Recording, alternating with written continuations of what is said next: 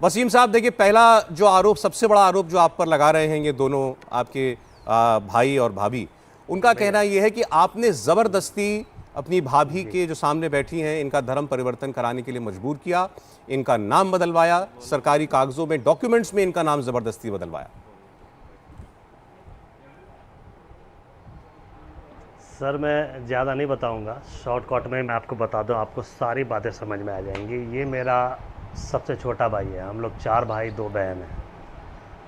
शुरू में ही 2002 के आसपास इस बंदे ने क्या किया, पिताजी की चेक ब्लैंक दे के और उस इंसान से कुछ पैसे उठा के और उससे मोटरसाइकिल वगैरह जो भी लेना था ले लिया। फिर उस इंसान ने क्या किया, उस चेक पे लाखों रुपए भर के पिताजी पे एनपीए वगैरह सब करवा दिया, जिसकी हमने उनकी ज़मानत वगैरह करवाई थी। उस डर के मारे ये बंदा 2002 में ही घर छोड़ के भाग गया था। ये लौट के आया घर पे 2006 या 7 के आसपास आया। आने के बाद जो है फिर किराए पे कहीं रहने लगा और बताने लगा घर में कि ये सामिया सिद्दीकी है और इसके न माँ है न बाप है और हमने बड़ी गलती कर लिया है, दिल्ली में जाके जामा मस्जिद में हमने शादी कर लिया है, आप लोग इसको एक्सेप्ट कर लीजिए। माँ बाप होते हैं। हम लोगों ने कहा चलो यार कोई बात नहीं, भाई इतने दिन से बाहर था, आ गया, अच्छी बात है। हम लोगों ने एक्सेप्ट कर लिया। आप ये कह रहे हैं कि इन्होंने राजवीर ने आपको ये बताया कि ये लड़की मुसलमान ही है जिनसे इन्होंने शादी की है, ये पूनम नहीं सामिया ही है?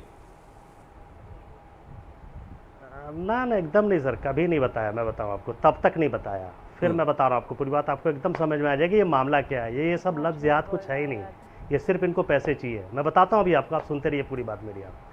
फिर उसके बाद मामा हो गए, चाचा हो गए वगैरह वगैरह, तो कहा यार चलो दूसरे को देते हो, अपने भाई को भी अपने काम में लगा लो। मैंने इनको अपने काम में मुझे लगता है 2008 में लगा लिया। 10,000 रुपये की सैलरी मैंने इनकी तय कर दी। ये मेरे साथ काम वाम करने लगे। धीरे धीरे धीरे धीरे धीरे धीरे इन्होंने बीच में क्या किया, अपने नाम से एक कंपनी बना लिया। बनाने के बाद वो भी शायद अपने वाइफ के नाम से ही बना लिया, सामिया सिद्दीकी के नाम से ही मिलकर बना लिया। बनाने के बाद इन्होंने 2 गाड़ी, उसके बाद वो चिन्हट के पास इनका एक फ्लैट है, वो फ्लैट कर लिया। अपने लिए एक बुलेट, तकरोही में एक प्लॉट, वाइफ के लिए एक स्कूटी, ये सारी चीज़ें कर ली। हमने कहा यार तुमने तो बर्बाद कर दिया हम लोग को। लेकिन अच्छी बात ये रही कि उस टाइम तक हमने अपनी दोनों बहनें की शादी भी कर ली थी और अपने वालिद साहब को हज भी करवा दिया था। तो अब उसके बाद जब बातचीत हुई तो इसने एक्सेप्ट किया कि साहब ये सारी चीज़ें प्लस मेरे पास 20 लाख रुपए भी हैं, लेकिन मैं नहीं दूंगा, घर में भी हिस्सा बनता है। बहुत सारी चीज़ें करके उग्रो करके ये उस टाइम में घर से निकल के चले गए, कहीं पे 1 साल किराए में रहे। फिर उसके बाद उसी मकान में फाइनली ये रहने लगे। अच्छा भाई है, माँ बाप से बातचीत होती रहती थी।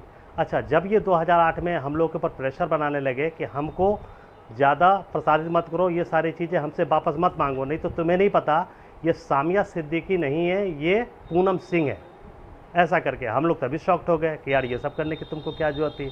बहरहाल इसने इस तरीके से हम लोग को गियर में 2008 में इन्होंने आपको 2008 में बताया शादी के कई साल बाद कि ये सामिया नहीं पूनम है, दरअसल हिंदू है। जी अच्छा जी। और उसी टाइम में इन्होंने इनके पैन से आप देख लीजिए 20 लाख का इनका क्रेडिट कार्ड है जो इन्होंने बैंक करप्ट कर दिया है, घर पे अभी लोन इन्होंने करप्ट कर दिया है। ये दरअसल इनको गंदी आदत हो गई थी पब में और इनको शेयर मार्केट में पैसे लगाना, और इधर तो कोविड आया ही है और फिर पीने खाने की आदत, तो उसमें क्या इंसान के पास हर एक चीज़ तो बर्बाद होना ही है ना, तो ये बर्बादी का आलम है। बहरहाल उसके बाद फिर क्या हुआ, अब आप देखिए इनके पेन से मैंने क्या फ़ायदा उठाया, बता दें कि मैंने 10 रुपये का लोन ले लिया हो, इनका क्रेडिट कार्ड मैंने यूज़ कर लिया हो, हर एक चीज़ है भाई। हम लोग खुद अपने काम में हैं, कहीं से भी आप मेरे मोहल्ले में 200, हम लोग इस घर में 86 एहसान नगर में सन 2000 से रह रहे हैं, 2000 से रह रहे हैं, आप आके पता कर लीजिए।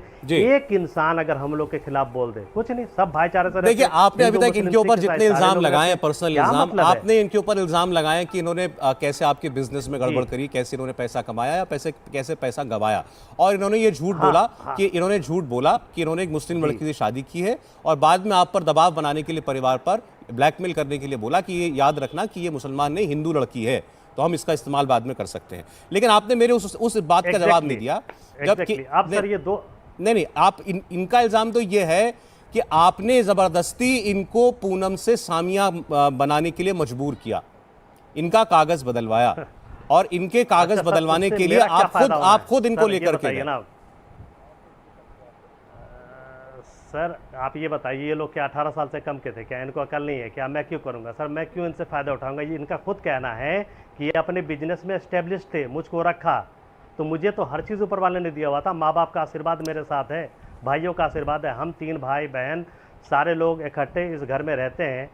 अब बताओ, मैं आगे की बात भी आप समझ लीजिए क्या हुआ है। उसके बाद जब ये 2008 में ये घर छोड़ के 14 में घर छोड़ के निकल गए, निकलने के बाद इनकी जो गंदी आदतें सब थी, उसके बाद कोविड हुआ है। कोविड के बाद इनका हर एक चीज़, क्रेडिट कार्ड पूरा जीरो हो गया, घर पे इन्होंने टॉपअप ले लिया, मोटरसाइकिल बेच दी, कार बेच दी, हर एक चीज़ बेच दी। अब फाइनली इन्होंने अपना एक मास्टर प्लान बनाया कि यार इनको अब कैसे फिर से पैसे वैसे उगाही किया जाए। इन्होंने 20 तारीख को मुझको फ़ोन पे धमकी करके बोला कि अपना बीमा करा लो, मार डालूंगा। मैं शॉक्ड हो गया। फिर मैंने कॉल किया, उसने कॉल नहीं उठाया।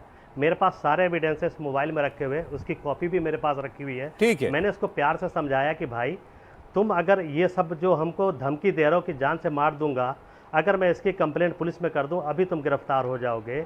ये सब तुम पहले भी कर चुके हो, जिससे हम सब आज बर्बादी के आलम पे हैं।